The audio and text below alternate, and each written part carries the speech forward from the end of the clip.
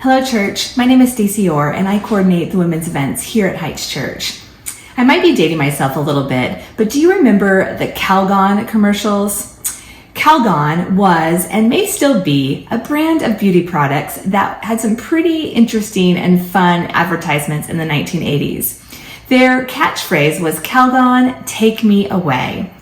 Interestingly enough, that phrase, "Calgon, take me away," has found itself in the Urban Dictionary and is defined as follows: the feeling a person gets when they finally have been taken away and forget their present troubles and burdens. Interesting, right? Well, let's put a pin in that definition for a quick moment. We'll come back to it.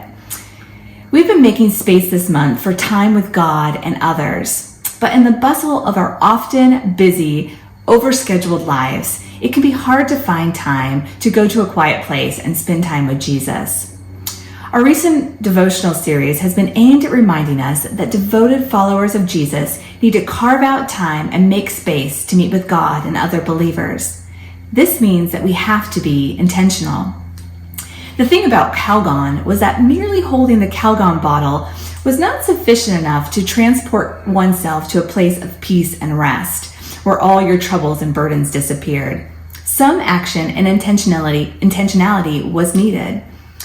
One had to literally move to a quiet place, draw a bath, and pour the substance of the bottle into the water. It was only after those steps took place that the transportation process could begin. This is a good reminder that we too have to be intentional about our time with God. Just holding on to the Bible does not provide us the peace that our souls long for. Jesus models this intentionality well in Mark 1, verse 35, where it says, "Before daybreak the next morning, Jesus got up and went to an isolated place to pray." Again, we see the same concept in Matthew 14:23, which says, "After sending them home, he went up to the hills to pray by himself. Night fell while he was there alone." In these short passages, you can see that the time of day is not prescriptive. Rather, the important part is making space to meet with God. Going to that quiet place where you can openly share your present troubles and burdens with the one who can truly take you away to a place of peace and rest. This is what we need to do as devoted followers of Jesus. It's here that we'll find the peace that surpasses all understanding that is outlined in Philippians 4:7, which says the following: "Do not be anxious about anything, but through prayer and petition with thanksgiving, make your request known to God, and the peace which surpasses all understanding will guard your hearts and minds in Christ Jesus."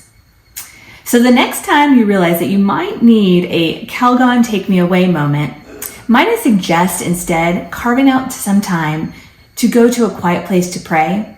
I guarantee that God will meet you there and you will come away refreshed and ready to take on the day.